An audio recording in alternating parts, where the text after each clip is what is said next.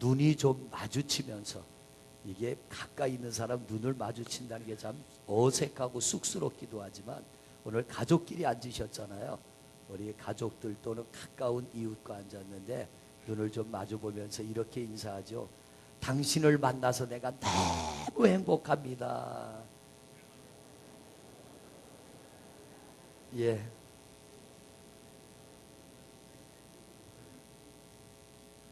저 4층에 계신 성도님들도 여러분을 만나서 너무 행복합니다. 할렐루야. 예. 우리 3층도 여러분을 만나서 너무 행복합니다. 예. 오늘도 말씀 가운데 행복한 시간이 되시기를 바랍니다. 오늘 말씀의 제목이 뭐예요? 예, 행복입니다. 한올 예배 때는 제가 좀 편안한 옷을 입으려고 했는데 편안하게 입었다가 다시 정장으로 입었다가 봄이 되니까 또다시 편안한 옷을 입고 나왔습니다. 오늘 처음 오신 분들 맨날 이런 건 아니고요. 첫 번째 주일만 이렇습니다.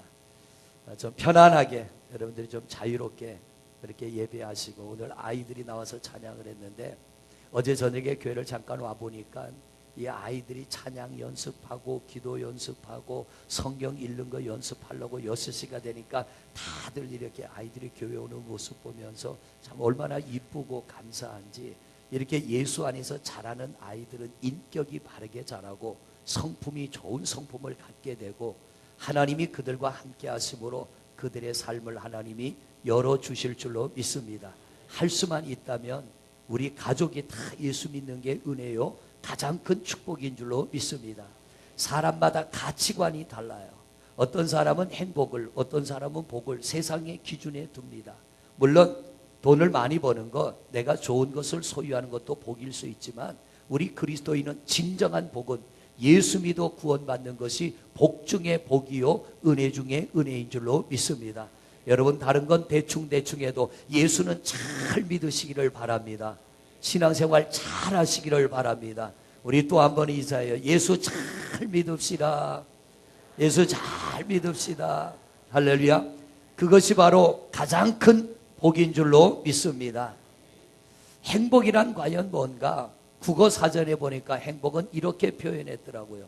행복이라고 하는 것은 삶 속에 기쁨과 만족을 느끼는 흐뭇한 상태, 생각만 해도 자다가도 웃는 것, 그게 바로 행복이라는 거죠. 행복이라고 하는 것은 흐뭇한 마음의 상태, 즉 이 마음에 염려와 근심이 없는 평안함의 상태. 우리 성도님들이 그런 행복한 삶을 살아가시기를 바랍니다. 1852년입니다. 1852년 4월 10일 날 미국 뉴욕항에 성대한 환영식이 벌어졌어요. 전쟁에서 이기고 돌아오는 군인을 환영하는 것도 아니고요, 유명한 정치인을 환영하는 것도 아니고, 전혀 이름 없는 한 사람, 죽은 지 31년이나 지난 아프리카 알제리에서 죽은 한 미국 시민이 돌아오는 겁니다. 그것도 미국에서 군함을 보내가지고 그 사람의 유골, 31년 지났으니 뼈밖에 없을 거 아니에요. 그 사람의 유골을 가지고 오는데 온 뉴욕 시민이 다 나올 뿐만 아니라 대통령을 비롯해서 정치인들, 경제인들이 그 뉴욕항에 빽빽하게 모여서 음악을 울리면서 그 사람을, 죽은 자를 맞아들이는 거예요. 산 자가 오는 게 아니라 죽은 자를 맞아들입니다. 그 사람이 누구냐면 홈 스위트 홈이라고 하는 이 노래를 작사 작곡한 하워드 페인이라고 하는 사람의 시신이에요. 그 뼈가 돌아오는데 사람들이 어마어마한 환영식을 하는 겁니다. 왜냐하면 그가 지은 노래 한 곡이 너무나 많은 가정들을 회복시켰다는 겁니다. 여러분, 하나님이 우리에게 주신 최고의 선물이 뭐냐면 가정인 줄로 믿습니다. 그런데 오늘날에 많은 가정들이 무너지고 깨지고 부서지고 함께 살지만 등지고 살고 가족이지만 이웃만도 못한 그런 상태로 사는 가족들이 얼마나 많이 있습니까? 그런데 이 존 하워드 페인이라고 하는 사람이 만든 노래 한 곡이 얼마나 많은 사람들의 마음속에 가정이 얼마나 소중한지를 인식시켰고, 사람들이 가정으로 돌아가기 시작하고 그 노래를 부르면서 가정들이 회복되었다는 거예요. 오늘 우리 이 노래 한번 부르고 말씀 들을까요? Home Sweet Home. 예, 우리 노래 한번 불러보겠습니다.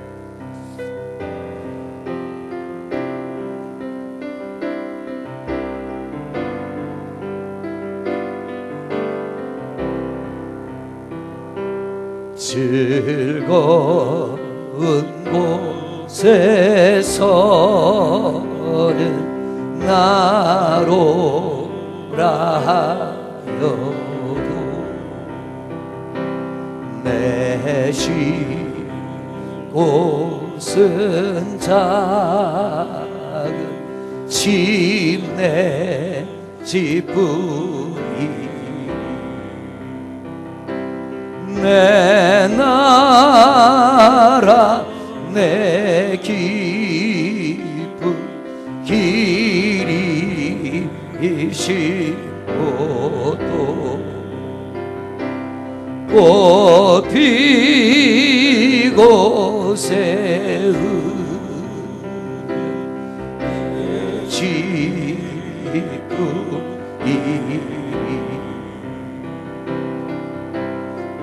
오 사랑 나의 집 즐거운 나의 내 집뿐이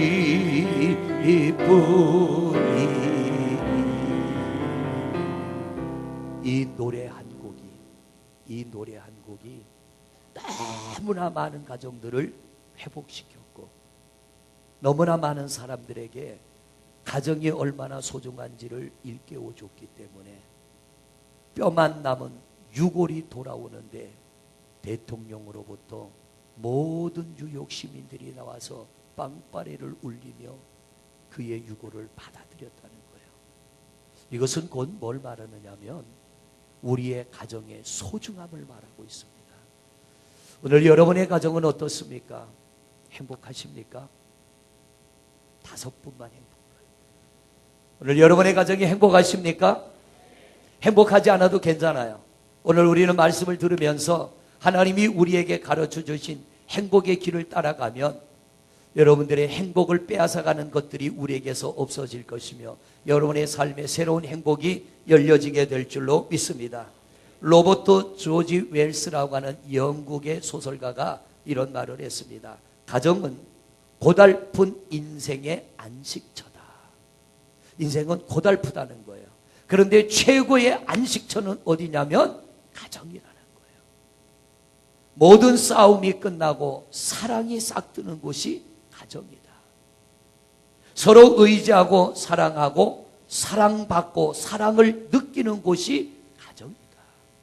그렇기 때문에 가정은 행복해야 되고 가정은 행복하다는 것입니다. 여러분, 가정의 싸움이 끝나시기를 바랍니다. 저희 가정도 한때는 싸움이 있었어요. 누구하고? 아내하고. 저는 연애 결혼했거든요. 연애할 때는요 너무 좋았어요. 안 보면 보고 싶고 보면 헤어지기 싫고. 그런데 막상 결혼을 딱 하고 나니까 내가 뭔가 선택을 잘못했나. 저만 그런 게 아니라 아마 아내도 그랬을 겁니다. 처음엔 그랬는데 살면서 다듬어지고 만들어지고 소중함을 알게 되고 내가 내려놓을 건 내려놓고 내가 버릴 거 버릴 때에 지금은 자는 모습만 봐도 너무 이뻐가지고요. 깨우기가 싫고요. 먹는 것만 봐도 너무 이뻐가지고 자꾸 먹으라 해가지고 여기 와서 살이 7kg 쪘나 여보? 8kg가 쪘나? 살이 찌니까 좋은 게 있어요. 어디 있어도 금방 알아봐요. 잘 보여가지고. 사랑스러우면 말랐든지 뚱뚱하든지 별 상관이 없더라고요. 여러분, 하나님 앞에 가까이 갈수록 보는 눈이 달라지고 하나님 앞에 가까이 갈수록 느낌이 달라지고 하나님의 앞에 가까이 갈수록 소중함을 느끼게 되는 줄로 믿습니다. 저만 그런 줄 알았더니 집사람도 그래요. 요즘에 와서는 당신 만난 게 내 인생의 최고의 큰 축복이라고. 그 말을 들을 때마다 얼마나 감사한지. 적어도 한 사람한테 내가 인정받는구나. 여러분, 여러분의 가정에 어떤 형태로든 누구하고로든 다툼이 없어지기를 바랍니다. 그 길은 하나님 앞에 우리가 가까이 가야 돼요. 하나님과 멀어질수록 불만이 생기고, 하나님과 멀어질수록 원망이 생기고, 하나님과 멀어질수록 조건을 따집니다. 하나님 앞에 가까이 갈수록 원망도 불평도 없어지고, 하나님 앞에 가까이 갈수록 조건이 없어지게 되는 줄로 믿습니다. 우리나라가 경제 수준 많이 높아졌습니다. 우리나라가 삶의 수준도 많이 높아졌습니다. 그런데 문제는 뭐예요? 경제 수준, 교육 수준 다 높아졌는데 삶의 질은 떨어지고 있다는 거예요. 점점 삶의 질은 떨어져요. 인간의 인격이 떨어지고 성품이 떨어지고 점점점 본질에서 우리는 멀어지고 있다는 거예요. 이건 곧 뭘 말하냐면 하나님과 우리가 관계가 멀어지고 있다는 거예요. 아무리 많이 배워도요, 하나님이 없이는 인간다운 삶을 살아갈 수 없습니다. 하나님이 없이는 행복의 삶을 살아갈 수 없습니다. 그래서 오늘 성경은 이렇게 말합니다. 우리 1절 말씀을 같이 보십니다. 시작. 여호와를 경외하며 그의 길을 걷는 자마다 복이 있도다. 여러분, 하나님을 경외하고 하나님을 예배하기 위해서는, 우리가 이 믿음의 길을 가기 위해서는 절제해야 될 것들이 너무 많습니다. 버려야 될 것들이 너무 많습니다. 그런데 그것이 때로는 우리에게 부담으로 느껴질 때가 있고요. 내가 절제하고 내가 버리고 내가 포기해야 될 것 때문에 하나님 앞에 온전한 믿음을 가지는 것이 부담이 돼서 하나님 앞에 가까이 나오지 못하는 경우가 있습니다. 하나님을 떠나서 세상 속에 사는 게 즐거운지는 몰라도요, 행복은 없습니다. 우리는 행복과 즐거움을 구별할 줄 알아야 됩니다. 하나님은 하나님 앞으로 가까이 나오는 사람, 하나님을 두려워하고 경외하는 사람들에게 하나님은 복을 주시고 은혜를 베푸시기를 원하는데, 하나님을 경외하며 하나님의 말씀을 따라 절제하고 내가 인내하고 내가 버릴 것들을 버리며 살아가는 사람들마다 하나님은 복 있는 길로 그의 인생을 이끄신다는 거예요. 지금은 사순절 기간 아닙니까? 특별히 이 사순절에 우리가 하나님 앞에서 나를 돌아보며 내가 좀 더 하나님 앞에 가까이 가기 위해서 내가 버릴 것과 절제할 것이 무엇인가를 스스로 찾아내면서 나를 고치고 바꾸는 기간이 사순절입니다. 여러분, 다듬어지고 만들어지는 만큼 우리 하나님과 내가 관계가 가까워지고, 다듬어지고 만들어지는 만큼 우리 안에 평안이 임하게 되고, 그런 만큼 여러분의 삶의 자리에 하나님의 복이 임하게 되는 줄로 믿습니다. 그래서 시편 25편 13절 14절 두 절의 말씀을 보십니다. 시편 25편입니다. 같이 읽습니다. 시작. 그의 영혼은 평안히 살고 그의 자손은 땅을 상속하리로다. 누구에게? 하나님을 경외하는 자, 하나님을 두려워하여 하나님의 법을 지키고 하나님 은혜 안에 머무는 자는 평안하게 되고 평안히 살아가게 되고, 땅을 상속한다는 것은 땅의 복을 누리게 된다는 거예요. 이 땅에 사는 동안 하나님이 주시는 복을 누리는데 14절입니다. 여호와의 친밀하심이 그를 경외하는 자들에게 있으며 그의 언약을 그들에게 보이시리로다. 아멘. 세상에 보면 가까이 하고 싶은 사람들이 있어요. 나보다는 좀 나은 자리에 있는 사람, 어떤 힘이 있는 사람, 어떤 권세 있는 사람. 그런데 세상에 그 어떤 힘이나 권세 있는 자보다 더 큰 놀라운 권세와 능력 있는 분은 하나님이신 줄로 믿습니다. 그래서 하나님은 오늘도 이 땅과 우주와 만물을 통치하고 다스리시는 하나님인데, 그분과 내가 친밀할 때, 그분과 내가 가까울 때에 하나님은 우리의 연약함과 우리의 아픔과 우리의 고통을 못 본 척하지 아니하시고, 내가 담대히 주님 앞에 나와 예배할 때 우리 하나님은 긍휼을 베푸시사 우리로 하여금 겪어야 되는 모든 어려움과 환난들을 이기도록 도우시는 줄로 믿습니다. 오늘 새벽 예배를 준비하려고 좀 주일날은 일찍 일어나니까요, 준비하는데 4시에, 정확하게 4시에 전화벨이 울려요. 전화가 오지 않을 시간에 전화 오는 거는 위급한 일이라는 거예요. 전화를 받으니까 우리 권사님이 전화를 하셨어요. 목사님, 며느리가 숨을 안 쉬어서 병원에 데리고 갔어요. 기도 좀 해주세요. 할 수 있는 게 기도밖에 없는 거예요.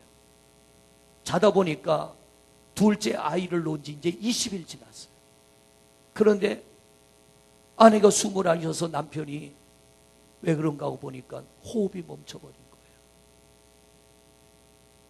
그래서 심폐소생술을 하면서 119에 전화를 걸어가지고 빨리 오라 그래서 그 119가 오는 동안에 남편이 심폐소생술을 하고 병원으로 싣고 갔습니다. 7시쯤 되니까 전화가, 제가 궁금해서 전화를 했어요. 권사님 어떻게 됐냐고. 지금 중환자실에 있는데 의식이 없어요. 호흡은 돌아왔는데 의식이 없어요. 예배 직전에 전화가 왔어요. 목사님, 의식이 조금씩 돌아오기 시작했습니다. 심장이 갑자기 멈춰버린 거예요. 사진을 찍으니까 심장이 부어있다는 거예요. 심장이 이렇게 부어있는데 마침 남편이 어떻게 새벽 4시에 자다가 깼겠습니까? 신기하잖아요. 그래서 아내를 보니까 자는 것 같진 않아서 코에다 손을 대니까 호흡이 멈춰서 긴급하게 소생술을 하고 병원으로 데리고 갔는데 이제 의식이 조금씩 돌아온다는 거예요. 여러분, 내가 하나님과 가까울수록 위기 가운데 우리를 지켜주시고, 내가 하나님과 가까울수록, 여러분 우리가 부탁도 그렇잖아요. 누가 내게 부탁할 때 먼 사람의 부탁은 안 들어줘도 가까운 사람의 부탁은 들어주잖아요.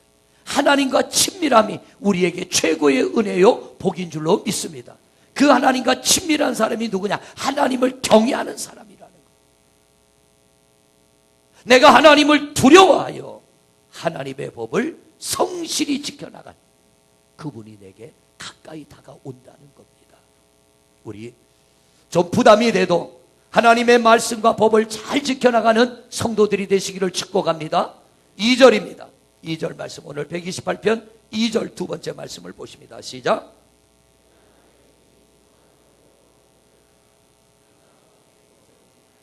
내가 내 손이 수고한 대로 먹을 것이라. 우린 정말 한국 사람처럼 열심히 사는 사람 없어요.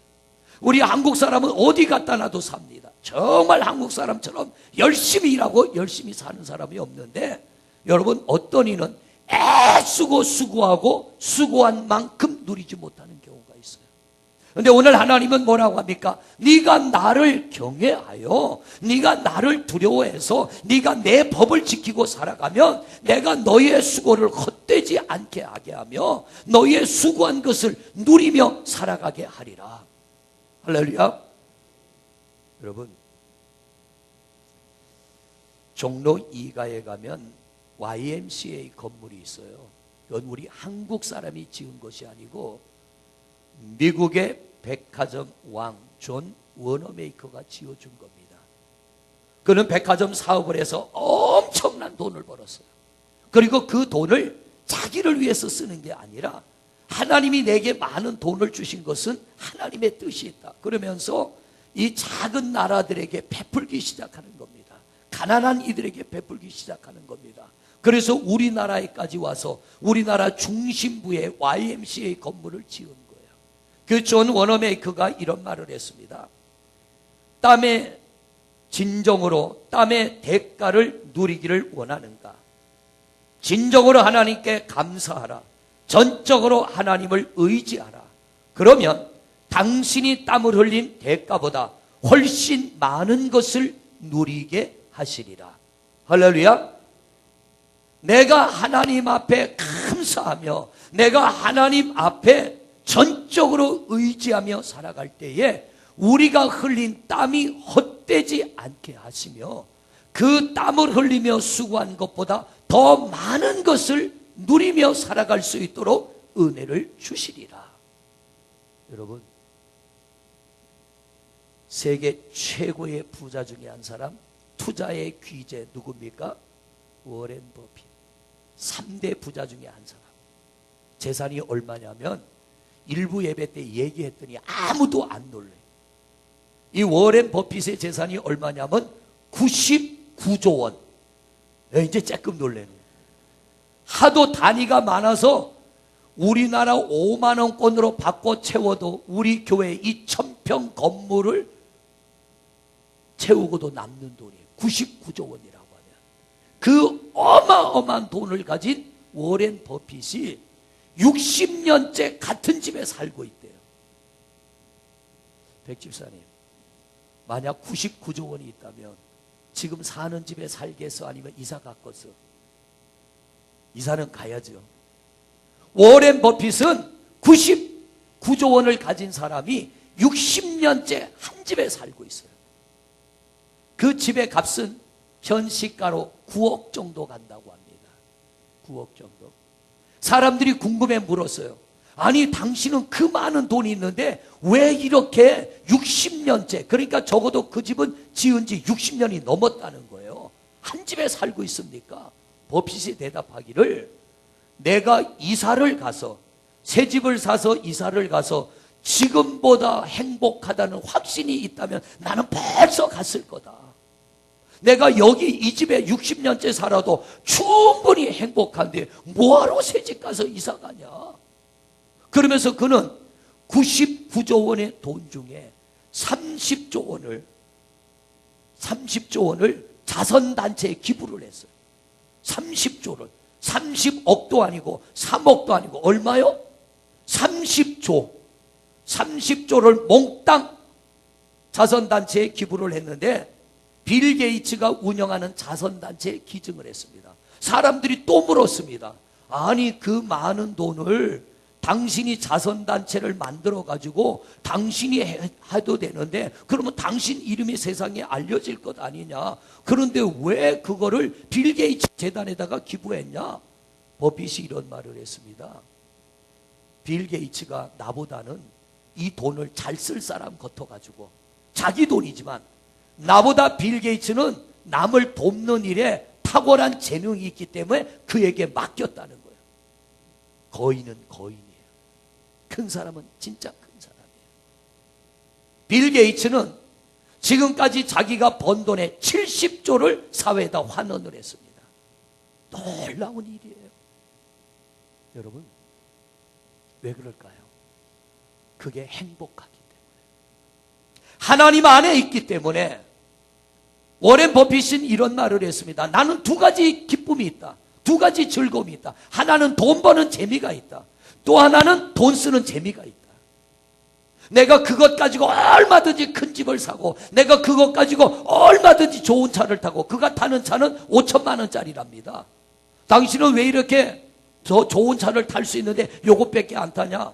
버핏이 말하기를, 내가 1년에 타는 게 5,000km도 못 타는데, 내가 내 차를 5,000km도 못 타는데 굳이 큰 차를 탈 필요가 있냐? 나는 이 차를 타도 얼마든지 행복하다는 거예요.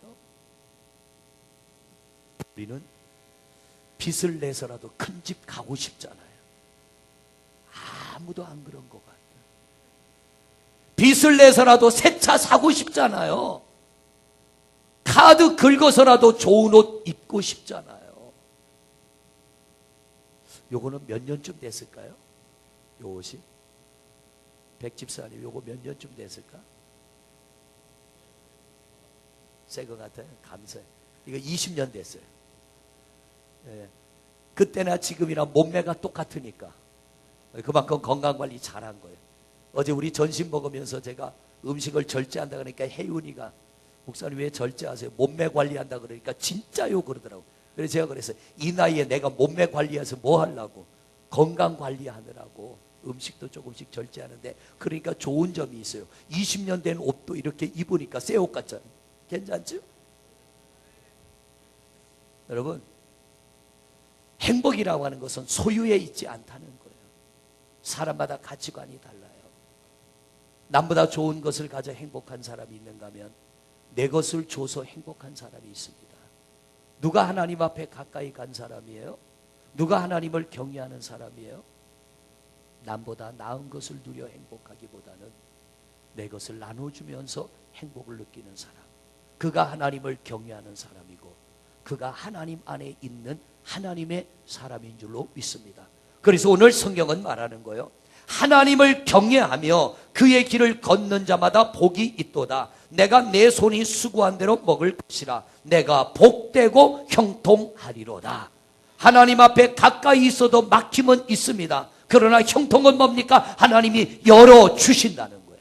여러분들도 살다 보면 내가 아무리 하나님 앞에 가까이 가 있어도 어려움은 만납니다. 그러나 내가 그분과 친밀하면 하나님이 우리의 길을 못 본 척하지 아니하시고 막힌 것을 열어 형통의 길로 인도하여 주실 줄로 믿습니다. 3절 말씀을 또 보십니다. 3절 같이 읽습니다. 시작.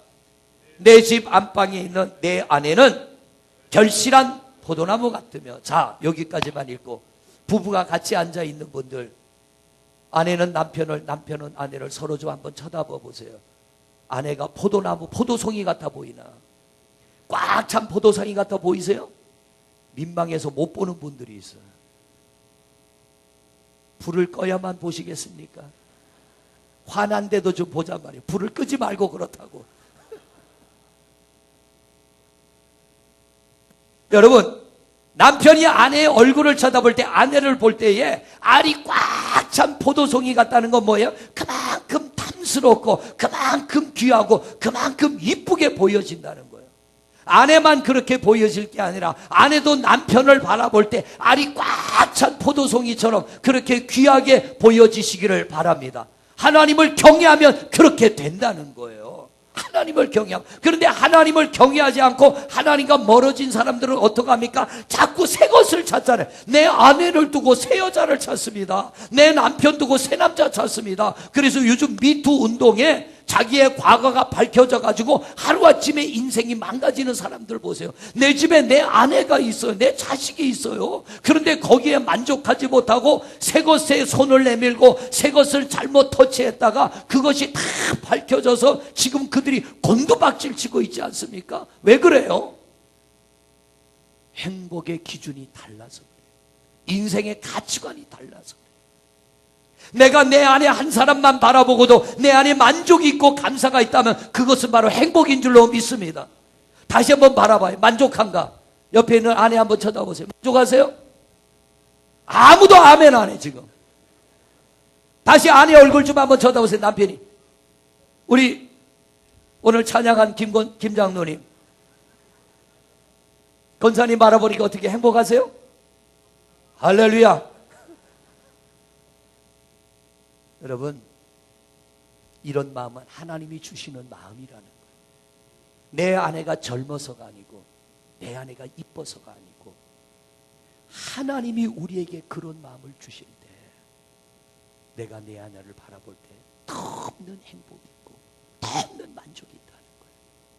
아내도 남편을 바라볼 때 하나님이 우리 안에 그런 마음을 주시면 그 마음 속에 행복이 있고 기쁨이 있는 줄로 믿습니다.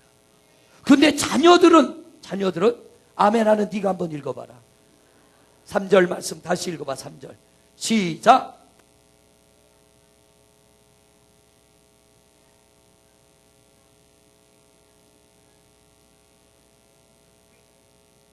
아멘. 어떻게 백집사님 옆에 두 아이들을 보니까 어린 감람나무 같아요? 어린 감람나무 같다는 건 소망이 있다는 거예요. 희망이 있다는 거예요. 미래가 기대된다는 거예요. 어떤 이는 그런 분들이 있어요. 내가 뭐 먹고 넣어놨는지 모르겠다. 이건 심각한 거예요. 여기는 그런 분이 없는 줄로 믿습니다. 오늘 자녀들을 바라보시고 네가 있어서 나는 행복하다. 네가 있어서 우리 가정은 희망이 있다. 우리 자녀들 보고 축복의 인사 한번 하시길 바랍니다. 야, 너는 아버지가 아니야 임마. 아빠가 너한테 그 얘기를 해야지. 너 지금 동생 보고 그러냐? 부모가 자식을 바라볼 때 하나님, 이 자식이 있어서 내가 너무 행복해요. 내게 이런 자식을 주셔서 하나님 너무 감사해요. 우리가 자식을 볼 때마다 우리 안에 그런 희망, 그런 소망, 그런 기쁨, 그런 행복이 있는 것은요 하나님이 주신 마음이라는 거예요. 공부를 좀 못해도 괜찮아. 너 공부 잘하니? 어거지로 하는 것 같아. 성적과 상관없어요. 키가 좀 작아도 괜찮고요. 외모가 남에게 떨어져도 괜찮아요. 하나님이 우리에게 이런 감동의 마음을 주실 때 이런 마음이 우리 안에 들어오게 된다는 거예요. 하나님을 경외하는 자에게 주시는 은혜가 바라볼 때마다 탐스럽게 보이고 만족하게 보이고 희망이 보이고 소망이 보여질 때 그 가정이 행복하다는 겁니다. 성도 여러분, 오늘날 너무나 많은 가정들이 무너지고 부서지고 있습니다. 가족이라고 하지만 담을 하나 쌓아놓고 살아갑니다. 형제 간에 담을 쌓아놓고 부모 자식 간에 담을 쌓아놓고 부부 간에 담을 쌓아놓고 이 담이 허물어져야 돼요. 그래야 그 안에 행복이 임할 줄로 믿습니다. 오늘 성경은 말합니다. 너희들 나를 좀 경외해라. 너희들 나를 경외해라. 그러면 나는 너희에게 이 행복을 선물로 줄 거야. 이 축복을 너희에게 선물로 줄 거야. 나머지 말씀은 우리가 한 목소리로 그냥 읽어보십니다. 시작. 여호와를 경외하는 자는 이같이 복을 얻으리로다. 여호와께서 시온에서 내게 복을 주실지어다. 너는 평생에 예루살렘의 번영을 보며 내 자식의 자식을 볼지어다. 이스라엘에게 평강이 있을지로다. 할렐루야. 하나님을 경외하는 여러분이 되시기를 바랍니다. 우리 하나님의 약속한 20편 128편의 말씀이 여러분의 가정에 이루어지시기를 주님의 이름으로 축복합니다. 할렐루야. 우리 가족들이 함께 앉았다면 우리 가족들끼리 손을 점잡고 하나님 내 가정에 이런 복이 임하게 하소서. 내 가정이 하나님을 경외하게 하여 주옵시고 이 시편 128편의 말씀이 우리 가정 가운데 이루어지게 하옵소서. 우리 잠시 동성으로 기도하겠습니다. 아버지 하나님 감사합니다. 오늘 첫 번 주일 하늘 예배로 주님 앞에 나와 우리 가족들이 함께 예배합니다. 오늘 가족 간에 손을 잡고 기도합니다. 하나님 오늘 이 시편 128편의 말씀이 우리 성도들의 가정에 이루어지게 하옵소서. 하나님을 경외하는 가정이 되게 하소서. 하나님을 두려워하여 하나님의 법을 지키고 진리 안에 머물고 은혜 안에 머물고 내가 내려놓을 것들 내려놓고 하나님 스스로 절제하며 하나님을 섬기는 믿음의 사람이 가야 할 믿음의 길을 똑바로 달려가게 하여 주옵시고 내 육신의 즐거움과 내 만족을 위하여 하나님을 벗어나지 않게 하여 주옵시고 하나님 안에서 기쁨과 하나님 안에서 행복과 하나님 안에서 우리가 감사함을 누릴 수 있는 복 있는 삶을 살아가는 성도들 되게 하소서. 남편이 아내를 바라볼 때 결실한 포도 같은 만족이 있게 하시고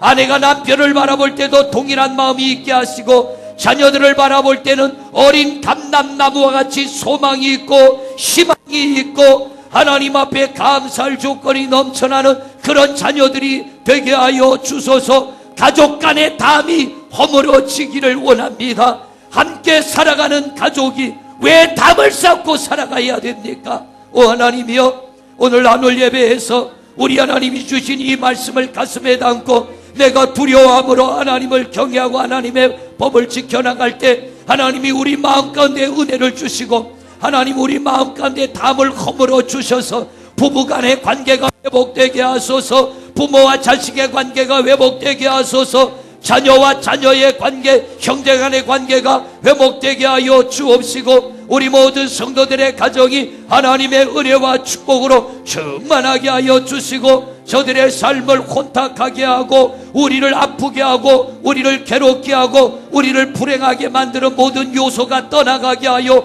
주옵시고 성도들의 가정마다 하나님이 간섭하시고 우리 마음에 변화를 주시고 생각을 바꿔주시고 하나님이 우리 마음을 다스리고 주장하여 주셔서 하나님 내 가족들 때문에 함께하는 내 가족 때문에 감사하게 하시고 영광 돌리게 하시고 애쓰고 수고하는 모든 것 이상의 것들을 누리며 이 땅에서 강건하게 하소서. 형통하게 하소서. 평안하게 하소서. 기쁨으로 만족으로 살아가게 하시고 우리의 자녀들을 마음껏 축복하여 주셔서 영적인 거부가 되고 저들의 앞날을 열어주셔서 막힘이 없는 형통한 자의 삶을 살아가고 복 있는 하나님의 자녀의 삶을 살아가고 이 시대에 하나님의 걸작품 명품 되는 자녀들 되게 하여 주시옵소서. 우리 하나님 품 안에 모든 성도들의 가정을 안아 주옵시고 하나님을 진실로 경외하며 우리 자녀들도 하나님을 경외하며 저들이 복 있는 삶을 살아 하나님이 이 한 시대 많은 사람들에게 선한 영향력을 끼치며 하루하루가 행복하고 감사가 넘치는 축복의 삶을 살아가게 하옵소서. 예수 그리스도 이름으로 기도드립니다. 아멘. 우리 가족 간의 손을 좀 꼭 잡고 기도합니다. 하나님, 이렇게 한 가족이 한 자리에서 예배할 수 있는 은혜의 시간을 주시니 감사합니다. 우리가 이 땅에서 가장 바라고 원하는 것이 있다면 성공보다도 행복하기를 원합니다. 오늘 하나님은 우리에게 말씀하십니다. 행복을 원한다면 너희는 나를 경외하는 자가 되어라.